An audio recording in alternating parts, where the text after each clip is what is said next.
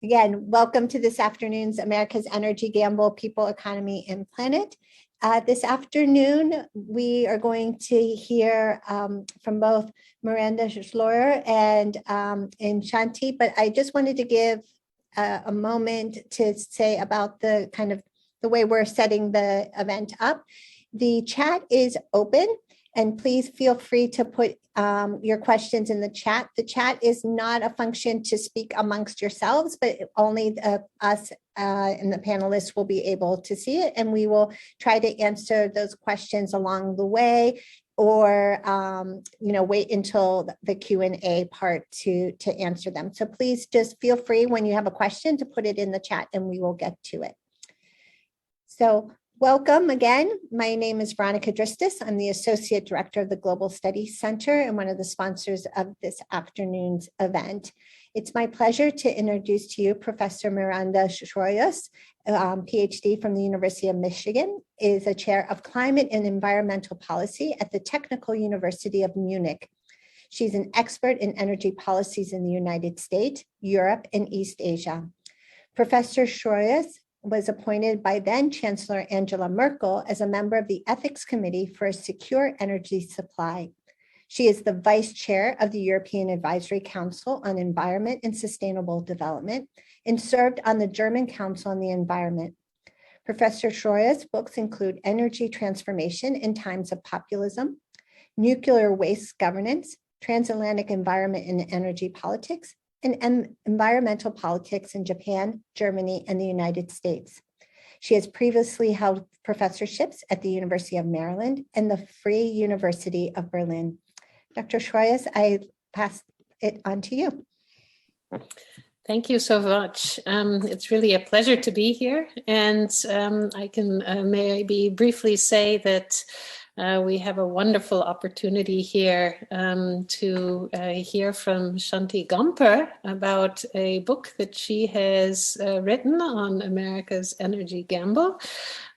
This is a really wonderful introduction to American energy politics under the Trump regime. And when I say introduction, it's actually much more than that. It's really a critique of how the Trump administration has played with science and institutional structures and really weakened them in many ways at the cost of our long-term health and the health of the planet. So we're really looking forward to hearing from Shanti about her book and learning about what she has researched over many years. And maybe I can introduce this book with something that I wrote about her book. I don't know if Shanti actually knows that I've written this, but let me read it for you. This is a wonderful book. It is excellent. It addresses issues which are at the heart of US politics, including energy policy, US domestic and foreign climate policy, the role of science versus the role of lobbying in political decision-making, and the future of democracy in the United States. In its critique of energy policymaking, especially during the presidency of Donald Trump, the manuscript sounds alarm bells regarding recent efforts to discredit science and scientific establishments in the interest of oil and gas firms and at the cost of people, meaning health and democracy, planet, such as the wilderness, oceans and climate, and economy, short-term profits at the expense of long-term stability. The manuscript is very well researched. Data and arguments are meticulously cited. There's a clear red line of argumentation, and the issues are at the core of US politics. Oil and gas politics are still the dominant sources of US energy consumption, and successive governments have supported fossil fuel exploration. So not just the Trump administration, also previous administrations and even the current administration. Yet no government has been so blatant not only in its disregard of scientific warnings regarding climate impacts, air pollution, and offshore pollution linked to fossil fuel exploration, extraction, and use, but also so intent to dismantle rules and institutions designed to protect people and planet as the Trump administration. When I wrote this set of comments, the US was just at a point when the Arctic Wildlife Refuge was being open to oil drilling. And for me, that was really a sign that this book is right on target. Short-term economic interests leading to boom and bust cycles were being promoted, while safeguards protecting our health and the environment were being weakened or withdrawn. And so, yeah, we all know that, right? We all know that we often are pursuing energy developments with short-term interests. But what's so amazing about what Shanti Gamper was able to do with her book is to almost write a detective novel. It's going behind the scenes to show how individual politicians, conservative think tanks, and political appointees to administrative positions have chipped away at laws and regulations. They've established a new kind of politics that overlooks the work of earlier administrations and really weakened the advice of scientific expert groups. And when I wrote this, I compared Shanti's book with a book that is also really well known, maybe you've heard of it, Naomi Oreskes' book, Merchants of Doubt, how a handful of scientists obscured the truth on issues from tobacco smoke to global warming. You all know about fake news. You all know about how we have a group of increasingly loud people out there who are trying to spin the truth.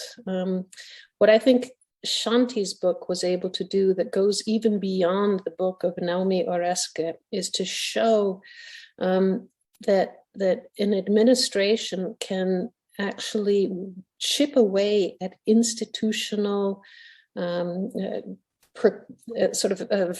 checks and balances that we've established, protective measures that we've established, and that can have really detrimental political, economic, and environmental consequences.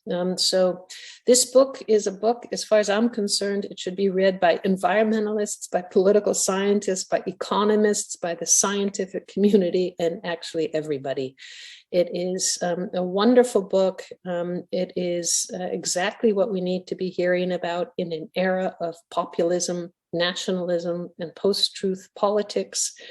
And I'll maybe say more about this after Shanti has the opportunity to make her presentation.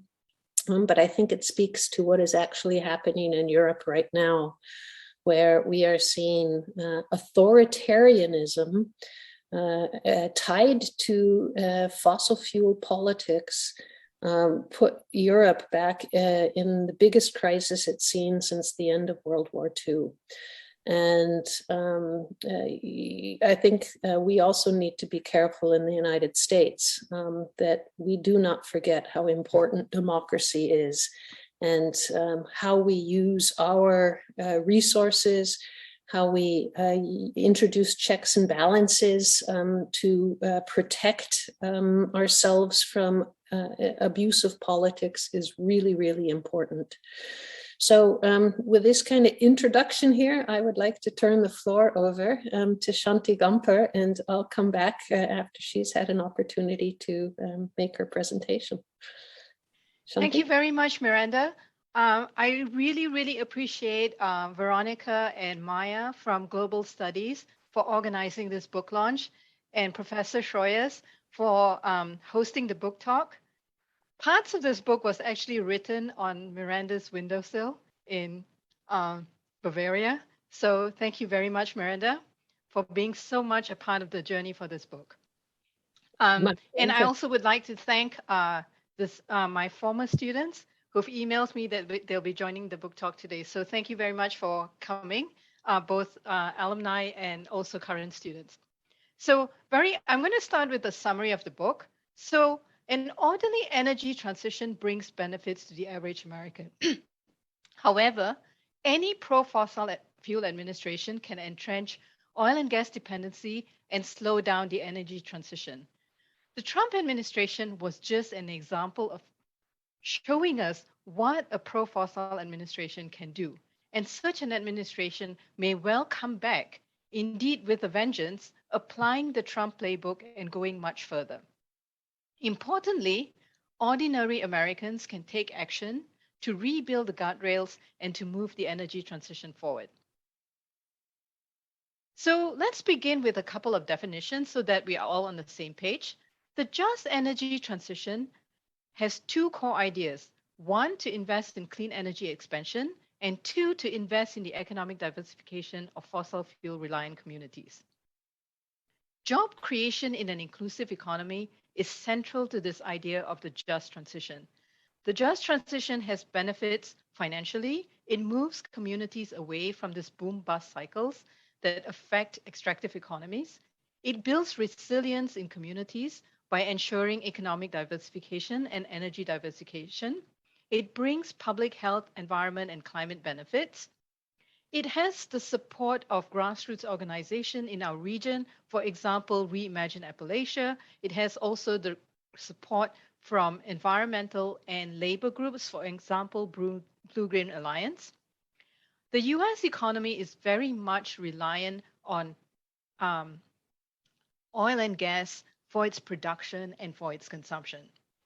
This graph shows you that under business as usual, that is, we follow the policies that we have in place today, the US is going to be heavily reliant on gas and oil.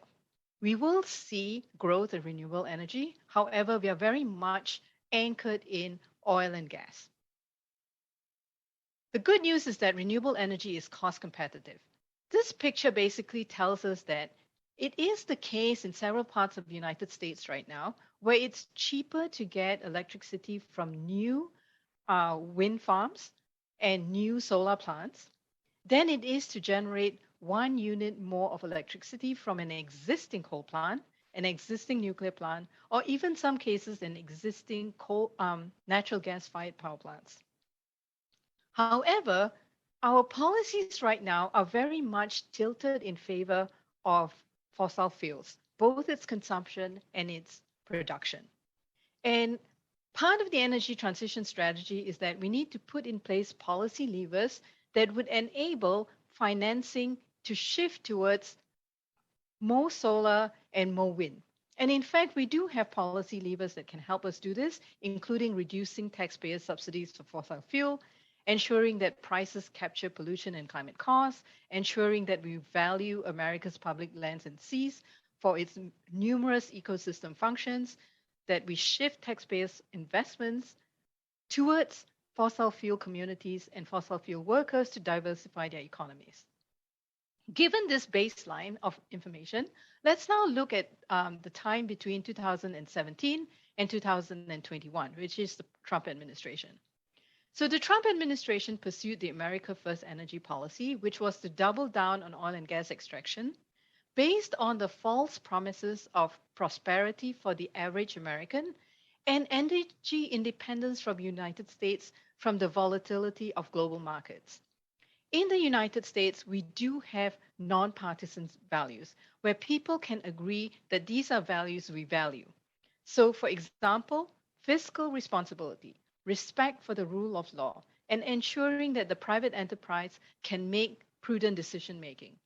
In the next slides, I will explain how the Trump administration actually applied strategies that violated these nonpartisan values and therefore should be of concern to all of us, regardless of our political persuasion. The Trump administration entrenched oil and gas dependence using financial, legal, and judicial strategies with the active support or the passive acceptance by Congress. In other words, Congress failed in its duties to act as a check on the administration.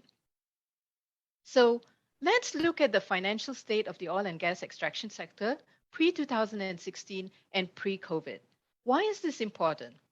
For a president of United States, if he were really considering the benefits, the future of Americans, of the average American, he would pay attention to the financial state of the oil and gas extraction sector pre 2016 before he pursues his energy policy, and he would look at the sector pre COVID before he pursues the COVID rescue plan. So we actually see an overall decline in jobs in oil and gas extraction pre COVID. So this graph goes from January 1918 to 2019. This shows you an overall decline in the jobs in the oil and gas extraction sector. And this is driven by the fact that oil and gas companies are shifting towards automation as a cost-cutting measures. So jobs were declining. Next, we see poor financial performance of shale companies pre-2016 and pre-COVID. So in 2011, we had the gas glut, and taking the words of CEOs of shale companies themselves, the EOG CEO said, "We are losing our shirts today." Exxon CEO says we are in the red. In 2014 to 2016, we had a global oil price decline. The EQT CEO said, "Shale is an unmitigated disaster for the buy and hold investor."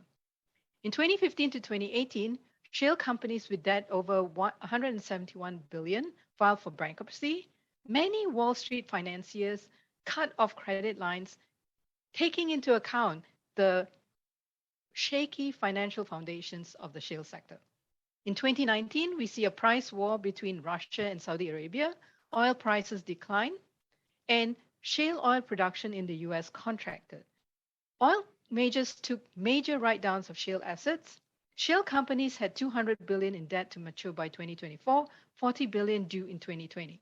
So this is all pre-COVID. Next, even in the pre-COVID period, the forecast for oil and gas future performance was pessimistic. Central banks warned that oil and gas assets were at a high risk of devaluation, both because of exposure to climate risk and because of expected laws and regulations that were likely to be promulgated in order to mitigate climate. Investors announced the move out of oil and gas sector, including sovereign wealth funds, pension funds, large asset managers. So from the perspective of a president who's thinking about the financial prudence for the average American, what would have been the optimal decision? I would argue the optimal decision is to make an orderly transition out of oil and gas dependence. Notice I'm using the word transition, which means signaling to firms that we are going to transition out of oil and gas dependence, and please change your business model to take this into account so that we can have an orderly transition. I'm not saying that we need to change from today to tomorrow and cause chaos. The Trump administration, however, pursued a financial strategy that prioritized oil and gas companies and not communities. Even prior to the Trump administration, Congress was already providing $4 billion in annual subsidies to the oil and gas sector. In 2017, we had a major tax cut advocated by the Trump administration and implemented by the Republicans using the budget reconciliation process.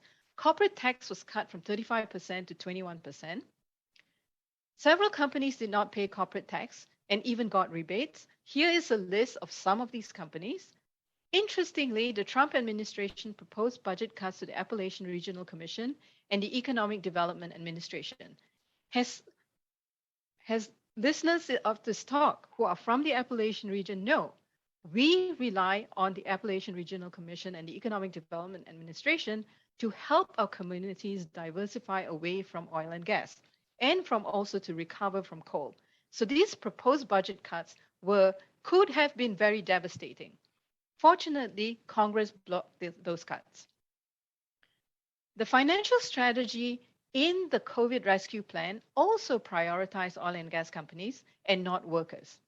So Congress provided the funds for the COVID rescue plan, and the Trump administration, through the Treasury Secretary, implements the plan. One strategy was to purchase government corporate bonds, including junk bonds from the oil and gas sector. We can legitimately argue that, companies that were doing well pre-COVID had this major negative shock from the pandemic, and it makes sense for using taxpayer money to help provide some bridging funding for those companies that was doing well anyway. What is more questionable is using taxpayer money to pay for junk bonds. This means that we actually transferred financial risk from the junk bond owners to taxpayers. Owners of junk bond already received high returns, and they turned around and sold the risky bonds to taxpayers. We also had the mainstream lending program, which provided 830 billion to launch oil and gas companies as loans. There was no requirements for companies to maintain workers on the payroll. We see changes in tax codes where companies receive tax rebates and shared jobs, but remunerated CEOs and bought back stock. Since many of us on the call today are American taxpayers, let's look at where we have put our tax money. This includes corporate bond purchase from oil and gas companies, pipeline companies, LNG terminal, oil and gas service companies. The Trump administration also opened public lands to public lands and areas offshore to oil and gas leasing. It offered leases to areas on the size of 18.5 million acres. This is about the size of West Virginia. It opened the Atlantic Sea and Pacific Sea to drilling. And as Miranda mentioned, during the Trump administration, Congress also opened up the Arctic Wildlife Refuge to drilling. This does not make financial sense because during the Trump administration, the world was already awash in oil and gas. So opening more lands up to drilling is not financially prudent. Already 50% of leased public lands were not under production. 80% of leased offshore areas were not under production. And these lands that were offered, many of them didn't receive bids. And those that received bids received minimum bids at $2 per acre and non-competitive bids. The Trump administration also used legal strategies to entrench oil and gas dependence. So it expanded executive powers and encroached upon legislative powers. So for example, President Trump opened national monuments to oil and gas drilling. This picture shows you the Bear Ears National Monument, which is in Utah, in the state of Utah. And you can see from this picture here, the areas that were excised from the national monument contains oil and gas reserves and also contain uranium reserves. And we had one judgment on this, one judicial review on the president's decision, and the judge ruled that the president's action was illegal. So for people, regardless of your political persuasion, if you care about rule of law, this kind of actions is very of extreme concern. The Trump administration also used regulations to curb state powers. Federal legislation, for example, the Clean Water Act, recognizes states' authority to protect their water resources. And under the Clean Water Act, states can reject water permits for proposed fossil fuel infrastructure, including interstate gas pipelines and fossil fuel export terminals. States make the judgment if this infrastructure is posing too much of a risk to our water resources, we can decide not to permit it. And in fact, New York did not grant a permit for the proposed Constitution gas pipeline, and Oregon did not approve the state permit for the proposed Jordan Cove LNG terminal. Instead of respecting state rights, the EPA finalized a rule which would have narrowed state powers to review projects and make states inadvertently waive their authority. The Trump administration also used regulations to curb private sector's prudent actions. So, for example, US banks announced they would not invest in Arctic oil and gas drilling. And the reason is it is financially prudent not to do these investments because it's far cheaper far more profitable to invest in the Permian Basin than in the Arctic for drilling because Arctic conditions are extremely harsh and you need to build out infrastructure.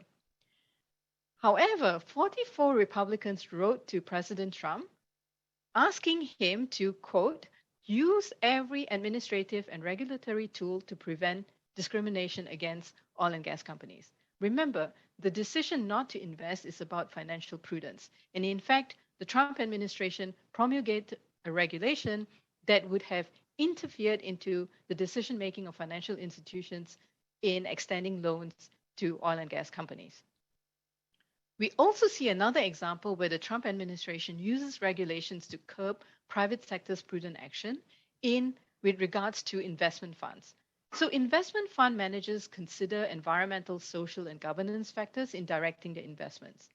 Because environmental, social, and governance factors actually affect returns to investment, the Trump administration promulgated a rule that required pension fund managers to focus on financial returns and therefore discourage managers from considering ESG factors. And as a result, holders of these pension funds, which tend to be little mom and pop with a little nest egg, are exposed to more risk. The Trump administration also pursued a major strategy of deregulation, which is to systematically undermine public health and environmental protections. They didn't just go for individual rules, but followed implemented blanket rules that would have blocked the consideration of science. So one example is the science transparency rule. It would have blocked studies that rely on non-publicly disclosed data. So effectively, studies that connect public health impacts of pollutants would have been removed from regulatory agencies' consideration. So when regulatory agencies can no longer look at those, fully consider studies that linked public health with pollutants and show the adverse effect of pollutants on public health, we basically take away the basis on which regulatory agencies can protect public health and the environment. The Trump administration also entrenched oil and gas dependency using the judicial strategy. So the judicial strategy was to reshape the courts. So President Trump may have long left office, but his long-term legacy is really in the courts. He appointed 3 Supreme Court justices and shifted the courts to a 6-3 supermajority conservative. And we have 54 judges in the Court of Appeals, or 25% of the active judges, and 174 federal district courts. So what is this judicial strategy? Well, Don McGahn, the White House counsel, explains what the strategy is. The judicial selection and the deregulatory effort are really the flip side of the same coin. So, as part of the energy transition, we need to incentivize companies to move away from fossil fuel combustion to using wind and solar. Essentially, we need polluters to take into account their pollution.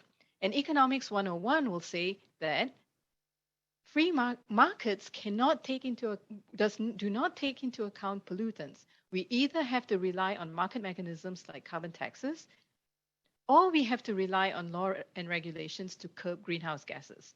Judges play a role in this energy transition in the following way. Regulatory agencies will promulgate regulations, and those regulations will come up for challenge. And judges will have to decide whether the regulations abide by statutes, i.e. the protections offered and the powers delegated to agencies.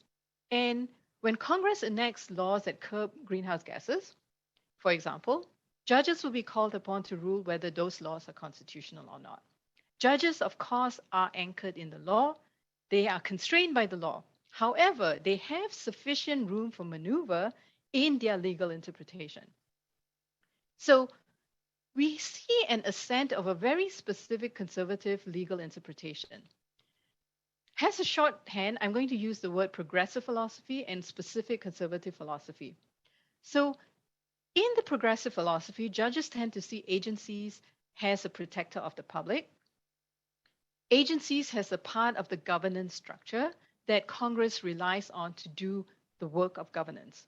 So Justice Kagan explains how the administrative agency, for example, federal agencies, serve to protect the public from private exercise of power by corporations. And this idea is not new. In fact, many judges tend to quote Chief Justice Hughes, which is a 1937 case, talking about how liberty safeguarded is liberty in a social organization, which requires the protection of the public against attacks on their health, safety, and welfare.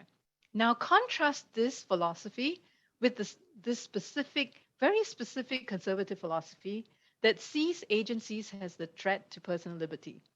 One example is from Judge Kavanaugh, who is now Justice Kavanaugh. He writes that the independent agencies are a headless fourth branch of the US government. Because of their massive power, independent agencies serve as a threat to individual liberty. Given this philosophy guiding the judicial interpretation, it is not surprising that judges that hold this very specific conservative philosophy tend to rule very narrowly on the protections offered by laws for public health and the environment. To make this concretely, let's look at the EPA regulation of greenhouse gases. In the US, most of our environmental laws are from 1970s, 1980s, and 1990s. Congress has not passed new laws to protect public health and the environment, so federal agencies rely on these laws, these past laws, to protect public health and the environment. Massachusetts versus EPA was a cornerstone case because it recognized EPA's authority under the Clean Air Act to regulate greenhouse gases. So let's look at how Justice Breyer explained his reasoning. He takes the presumption that statutes offer a broad protections. So basically, Congress write broad laws and rely on federal agencies to fill in the scientific specifics, the technical specifics in order to implement those laws through regulations. So Justice Breyer talks about how the Clean Air Act's definition of air pollutants are capacious and greenhouse gas fits into this definition. He also takes this approach that Congress delegated broad powers to federal agencies. So a quote from him, while Congress that drafted the Clean Air Act may not have appreciated that burning fossil fuels can lead to global warming, they did understand that without regulatory flexibility, i.e., without this idea of broad delegation of powers to federal agencies, changing circumstances would make the Clean Air Act obsolete. Now contrast this approach with the very specific conservative approach. This is relevant because there is a case before the Supreme Court right now, West Virginia versus EPA, that will determine the interpretation of what EPA's authority is under the Clean Air Act to regulate greenhouse gas emissions. Under this conservative philosophy, judges tend to require Congress to spell out each and every protection offered by the law and each and every delegation of power to federal agencies. Because Congress is not clairvoyant, it's not going to think of all the possible permutations for agencies. This kind of interpretation effectively narrows protections.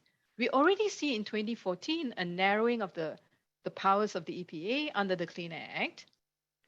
And in 2021, in a related case, we see a Trump appointee already foreshadowing what arguments we might hear from the Supreme Court. Specifically, the judge wrote, the court would expect Congress to speak clearly if it wishes to assign agencies decisions of vast economic and political significance. Okay, very quickly, let's look at January 2021 onwards. And the key thing is we can actually repair guardrails and we can actually move the energy transition forward. So we have federal legislation in the 117th Congress that helps with the energy transition. We have the Infrastructure Act, which invests in fossil fuel communities. It remediates mine lands, it caps abandoned wells, it invests in EV infrastructure and electricity grid, which are public goods, so it makes sense to use taxpayer funds to do this. We have R&D for clean energy. The earlier American Rescue Plan also invests in fossil fuel communities. So many things to be optimistic about. We also have federal legislation, which is really important, Build Back Better plan, which passed the House, but which is stalled in the Senate. It provides $505 billion in job and climate investment, deployment of clean energy, and important for people in Appalachia, like we all, it has $5 billion investment in fossil fuel communities. There are special incentives for manufacturing to locate in fossil fuel communities. We have $9.7 billion to transition rural electricity co-ops, which are reliant on coal, to clean power. It provides funds to rectify environmental justice in fossil fuel communities, which are frontline communities. And this graph here shows you that voters in the states, including in fossil fuel states, support the provisions of the Build Back Better plan. So for example, let's look at the last slide, which is clean energy investment. 60% of voters support this provision. This is from West Virginia. And contrast this with the position of Senator Manchin from West Virginia. There is a disjoint between what voters want and what politicians seem to be putting their votes on. And this is not just Senator Manchin, because across the United States, there are states with significant reliance on fossil fuels, and having the Build Back Better plan will really help its fossil fuel communities to diversify their economy and move along with the energy transition. There is good news from the states because red, blue, and purple states are supporting renewable energy. This includes Texas, Oklahoma, Iowa, Kansas. These are all red states. And it's not surprising why these states are supporting renewable energy. It's because it helps them diversify their source of electricity. It provides tax revenue. It provides revenue for farmers, ranchers, and landowners by renting out land for wind turbines and for solar panels. It provides clean energy jobs. And the good news is that there is bipartisan support among voters for clean energy. You can see support for solar farms, support for wind turbine farms among both Democrats and among Republicans. And significantly, you can see that among younger Republicans, the votes are very, very close between younger Republicans and Democrats. And in fact, in our region of Appalachia, this is work that I've done with Josh Ash, we can see how fossil fuel communities are making use of community solar for energy transition and diversifying their economy. So interestingly, in Appalachia, we have Garrett and Allegheny County, which is in Western Maryland. And the state of Maryland has a solar requirement. It has community solar. And what we see is that coal mines are now being revitalized as solar farms. Communities benefit by having rental income. They get property taxes. Local governments get property taxes. And in fact, our legislators in Pennsylvania are realizing the importance of community solar in terms of revitalizing our rural communities. And they have proposed bills that would enable community solar and that would require greater amounts of solar in the state of Pennsylvania, has a strategy to revitalize local communities. At the moment, we don't have community solar and we really rely on natural gas for most of our electricity and heat. And we actually this winter are paying high costs, and this affects the average household.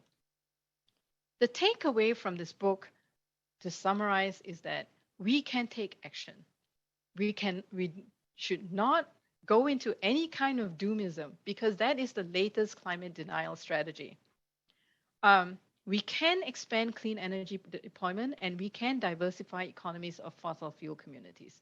With that, I'm going to go back to Miranda. Thanks so much, Shanti.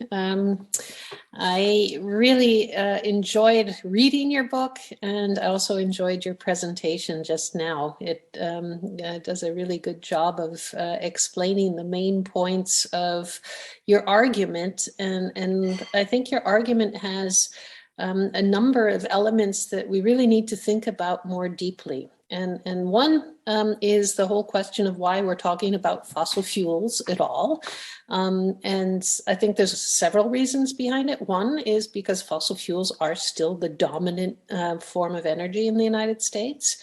But we also need to be thinking about what their long-term future is. And with climate change becoming something that we know much more about than we did a few decades ago, the warnings from the Intergovernmental Panel on Climate Change are very serious. We're hearing about the melting of Arctic ice, of Antarctic ice, of glaciers, an expected sea level rise of as much as a foot by mid-century, and that means that you're going to lose substantial coastline in the United States, droughts, fires that are going to multiply. So we know that we need to be thinking about an energy transition. And I think we also know that fossil energy is important for economic reasons, because there's a lot of communities that have depended on fossil fuels. And you show very nicely that when we do an energy transition, we need to think about how do you do a just transition. You know, you don't just leave those communities flailing, you have to help them make a transition. But what you're showing us is that that was not at all the set of concerns that drove the Trump administration. And you have to ask, what was then driving the Trump administration? And you can't help but think that it was very specialized interests. Whether that was the money that comes from fossil fuel interests, fossil fuel companies, into the political coffers of parties as well as of individual politicians. I think that's one really major concern. A second is the question of the extent to which we believe science should play a role in decision making. And it's clear that we have a lot of expertise in the United States. US is still a world leader in academics and in science, and yet we had an administration that was really doing everything possible to sidestep that the warnings that have been coming from the academic community. So I think there too, your book is sending a really important message to say, what happens when we stop listening to a scientific community? What happens when we start to give an unbalanced amount of weight to industrial interests that are not necessarily paying attention to human health costs or environmental costs? But the parts of your book that I think really are striking are what you've been able to show. And that's why I said it's kind of like a detective story, finding out how step by step the administration managed to weaken the independent agencies that were set up by previous governments, both Republican and Democratic governments, precisely to protect our health. The Environment Agency or the National Health Administration. They've had budgets cut, they've had authority weakened, they have lost expertise because they had to reduce their staff. And you're showing how that has really long-term consequences. And then what you also managed to do with your book, which is pretty amazing, you're very interdisciplinary, right? Your book isn't just a pure economics book. Your book is a book that introduces the cost factors, the economic considerations related to energy, and you show that there are good reasons that how taxpayer money is spent needs to be looked at much more closely to make sure that it's not just being spent to enrich CEOs of companies as opposed to the workers or as opposed to the general public. It also shows that the economics is just one dimension of it. It shows that the legal dimension is really important. And you actually are going in and you're making judicial arguments, philosophical arguments about the legal structure.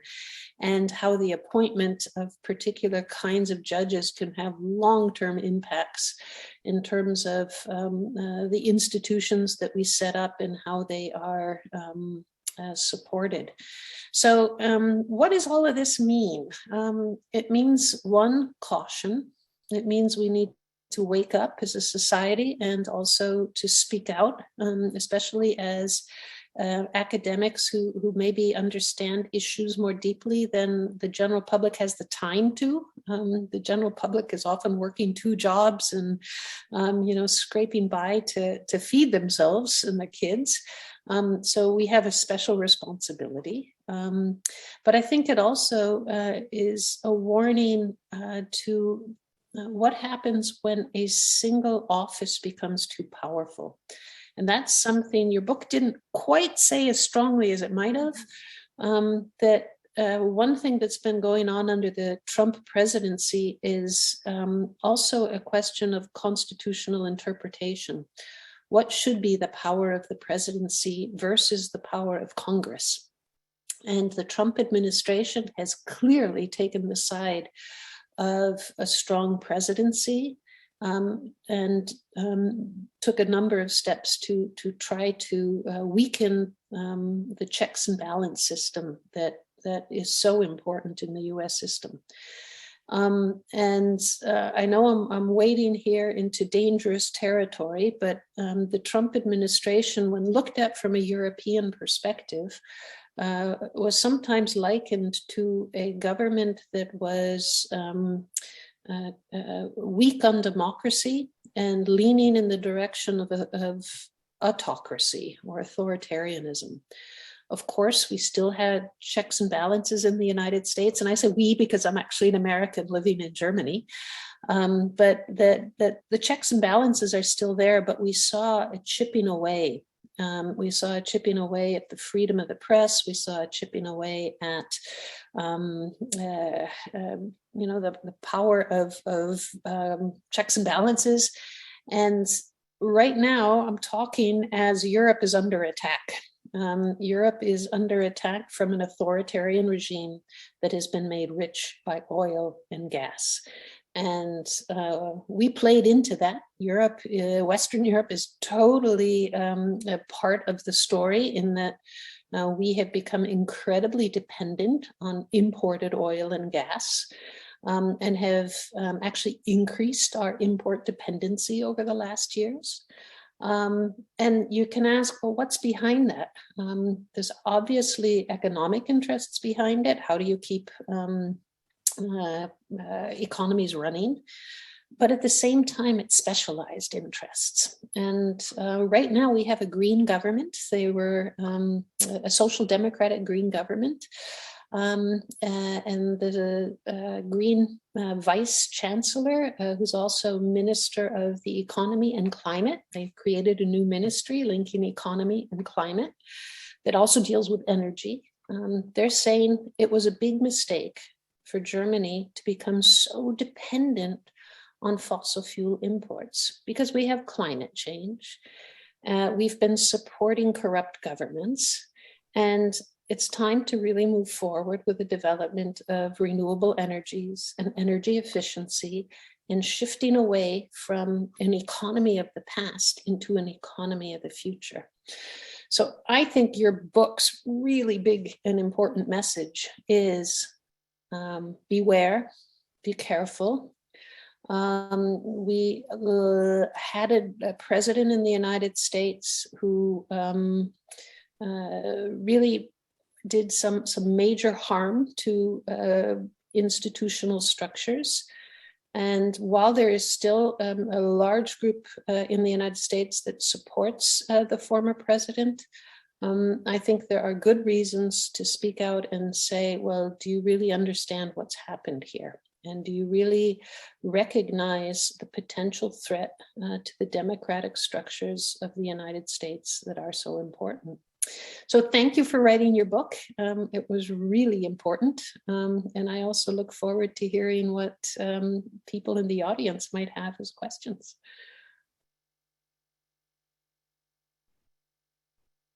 So I don't see any questions yet in the chat.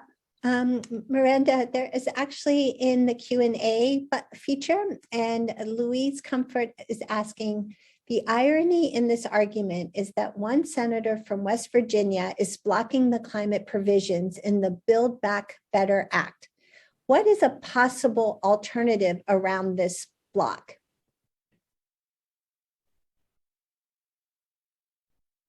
I think that question is for Shanti. Yeah. Yes. Thanks so much, Louise.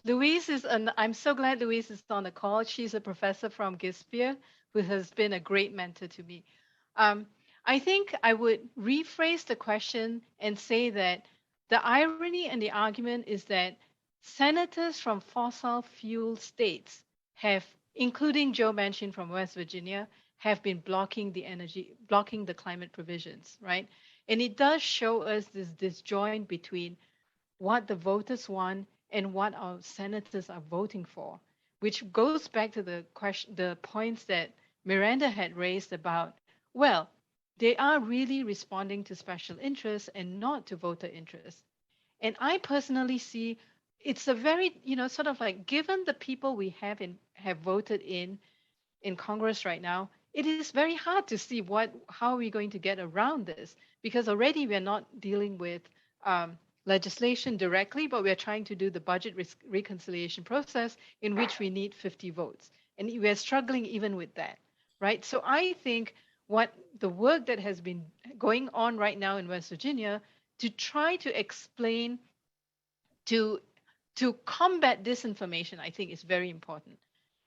To increase the voices of people in West Virginia who are aware of how these provisions actually help West Virginians. In fact, recently you can see so much coverage, at least in some parts of the media, where United Workers of America is speaking out in favor of Build Back Better. So this is the unions, coal unions, saying, yes, we support Build Back Better. We have Reimagine Appalachia, which is a grassroots organization, talking about their support for West Virginia, for Build Back Better plan. And it's becoming very clear that some senators are choosing between the interests of voters and choosing not to prioritize that, and choosing for the interests of those who support them with campaign financing. I think that's the sad reality. And, I don't deal with this in the book, but I think the bigger picture that this book has to link to is this issue, the larger issue of campaign finance reform, which is complicated, but it's kind of fundamental. Shanti, I'm going to jump in here to this comment you just made and ask you the extent to which you think the American public is aware of what's going on. So what you raise in your book is a whole set of critiques about institutional structures, including how campaign finance happens. You could also say the Electoral College in the United States. But is there the awareness that's necessary to bring about change? And if not, what needs to be done? I think what's great is that there is legislation in Congress. There is legislation in Congress right now about making sure that those who submit amicus briefs to courts, they have to disclose their donors. This is very critical. For example, we have this West Virginia versus EPA case, and it's clear that the amicus briefs, many of them come from fossil fuel interests, and many of them come from the whole network of misinformation behind fossil fuels. And so one early step would be sunshine, right? Sunshine and disclosure. But it almost seems as though every step, right, we need better disclosure. But to get better disclosure, we need to have a Congress who supports disclosure. But if we already have a Congress who sort of is more influenced by special interests, then they're not going to vote for those disclosure, right? So there's a little bit of a catch-22 here, right? And I think the work that's been going on, for example, in West Virginia, I am very, very optimistic because I see colleagues working on trying to amplify the voice of your generic West Virginians on what they want, and contrasting that with the choices that are made by their political representative. I think that's important. And I also hope that the media improves its coverage, because if you're not someone from the Appalachian region, you might be persuaded of this view that, well, he's voting like Senator Manchin is voting the way he does because he's from a conservative West Virginian state. That's completely incorrect, right? The true argument is that he's voting against the interests of the West Virginian voters. And then the same argument goes for many fossil fuel reliant states who have senators that are blocking the Build Back Better plan. So, Shanti, I'm noticing there's a question that's come in here in the chat by Jacob Garcia. How do advanced reactor designs play a role in decarbonizing the US economy while existing reactors are being decommissioned across the US? For example, the IIJA provides $6 billion in assistance to existing reactors, and many other advanced reactor designs are being funded by Congress.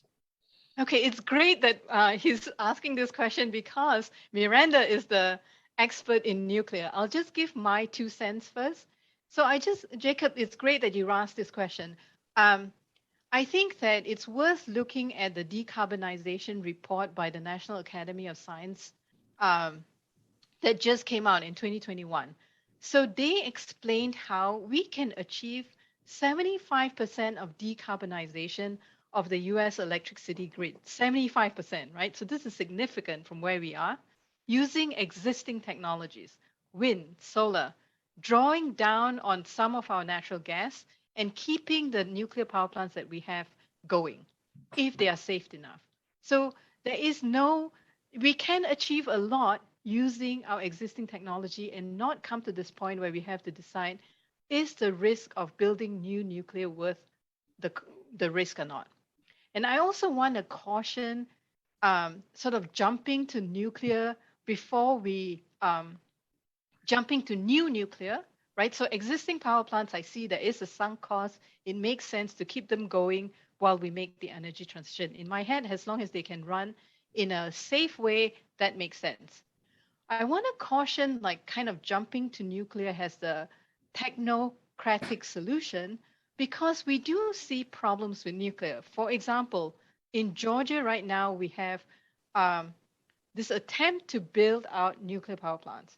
And this project has gone way ahead, way much more than the anticipated cost. So this is just looking at financial costs before we even talk about what are we going to do with the waste and our long-term processing and stuff like that. We see an ever increasing amount of anticipated increased costs and delay. So I'm not very convinced about nuclear has the solution to everything. And I want to give the floor to Miranda because she actually worked on nuclear decommissioning in Germany, and that itself presents tremendous challenges. Miranda? Yeah, thanks, Shanti. I am sitting on a commission which is dealing with citizens' perspectives on the long-term storage of nuclear high-level radioactive waste. So Germany passed a law back in 2011 after the Fukushima nuclear crisis. And the law basically called for a complete phase out of nuclear energy by 2022, next year. So there's 3 nuclear power plants still in operation. And it's been a drawdown from 30% of German electricity supply. Right now, it's down to about 8%. And at the end of next year, it'll be 0. But we still have to deal with the high-level radioactive waste that's been produced. And a German law was passed that says we need to find a secure place, secure for 1 million years, so that future generations are protected from what we have produced as a highly dangerous waste. So I admit I am a nuclear skeptic for that reason, but I'm also a nuclear skeptic for two other reasons. One is I don't think it will answer our climate change problems, like Shanti said.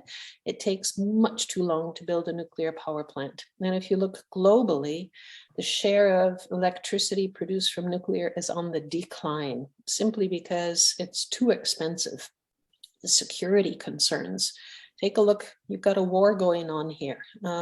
You have soldiers marching through the Chernobyl nuclear reactor area. Just imagine if a missile goes wrong. You don't want to imagine the potential consequences.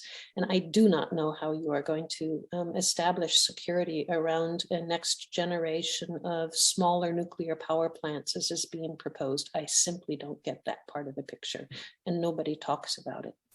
So a long story made short here. I'm skeptical, but that said, I imagine the United States will continue with nuclear, partly because it's also a nuclear weapon state. And countries that are nuclear weapon states have a tendency to continue to support conventional nuclear, partly because they also want to have the expert community behind conventional nuclear. So you also have it for military purposes. It's a very complex issue, and it really links to a lot of different dimensions. I think another really big concern is going to be nuclear proliferation, because countries that don't yet have conventional nuclear but want to have atomic weapon capacity, that's the first step you take in order to get to the next step. We've seen that with Pakistan, with India, etc. Back to you, Shanti. So just like, I think we're sort of like coming towards the end of the talk. So I thought maybe one good thing, since we both work with students and so on, is to think about this idea that, you know, what can we as average American citizens do to help with the energy transition? I think several of the people on the call are students, and you have students too, Miranda. And so I thought maybe we could just spend 1 or 2 minutes thinking about, you know, what we as the average person and as average students and alums can do in terms of the energy transition. And my thought is that, you know, even talking about our knowledge is really helpful, right? We understand issues about the energy transition, and a key thing that we face today is misinformation about the energy transition, right? Even the Build Back Better plan, we see how, you know, it's really cleverly designed to both help with new clean energy deployment and with helping fossil fuel communities, right? So, but if you speak to some people, the assumption is that, well, these are just liberals trying to like do clean energy and forgetting about fossil fuel communities. But when we look at the facts, we see that under the Obama administration and under the Biden administration, there is far more efforts to assist fossil fuel communities than there was in the Trump administration. And in fact, the Trump administration tried to reduce all assistance to fossil fuel communities, right? So even talking about what we know is already something that we can do as individuals. And especially in our area of Appalachia, we have quite divided families and so on, where, you know, information will definitely help. So I was going to try to get your thoughts too. You work with like an international group of students from all over the world. So I was going to get your thoughts on, you know, what could be the takeaway from students and alum who are on this call today? Yeah, first of all, I think it's great that students are on the call and that they're interested in this topic. That's really, really positive. One of the things I've started to do with my students is to have them do projects. Partly it was a reaction to COVID and the fact that students didn't have much chance to get to know each other in person. So I had them do online group projects, and they did their own webinars. They went out and interviewed people. They did podcasts. Some of them have created new websites where you can get information about solar energy, working with developing countries on solar energy. what's happening economically or politically around issues. That's been going on. Some of them who are a little more technologically savvy have started to create apps, information apps. Where do you get your information about renewable energy? If you wanted to install, how would you do it? But also to think about other ways of making a difference. And there's a lot of ways. It could be anything from where do you buy your food? What kind of food do you buy? Do you avoid plastic when you're shopping? Because all of that is also tied to a fossil fuel industry. But I'd say the biggest message is make yourself heard politically. That's the biggest thing you can do. And then on the way out the door, turn off the lights. And that's great. That's great advice. We do have the midterms coming up for Congress, and that's going to be a huge, as we talked in the summit webinar today, that Congress holds the responsibility for managing public lands, for legislating on climate, for keeping the executive in check, for doing so many things. And this midterm elections is really going to be important in terms of voting in people that care about the future generation or care about the current generation, right? So climate change is already here. And you and I are older, and therefore we're not going to face the worst of climate change. But the students on this call are kind of the generation that would feel this, right? And it would be great if we voted in members of Congress who looked at the interests of this generation. Totally. Whether it's Republican or Democrat, they should be people who have future vision and are really concerned about people and climate and not just about pocketbooks. So I know that Miranda has to run off to a very important talk on the Ukraine right now. So we'll try to end it here. I wanted to thank Miranda for joining us in this webinar and for her incredible insights. My students read your books, so they get to see you in person and to hear your last name pronounced in person.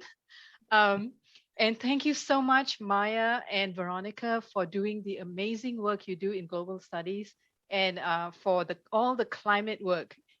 Students in Pittsburgh know that a lot of the climate work that goes on in University of Pittsburgh, both domestically and internationally, are done by global studies. With Veronica and Maya, they just had their Arctic workshop, and now they're having this, and they have so many things going on. So definitely please check out global studies, and I will see everyone in class soon then. Thank you so much for coming today. I really appreciate it. Thank you, Shanti. I really appreciate it as well. And it's a pleasure to have met you all here, even if I don't see all of you. And now I'm going to say bye-bye and run off to the next meeting.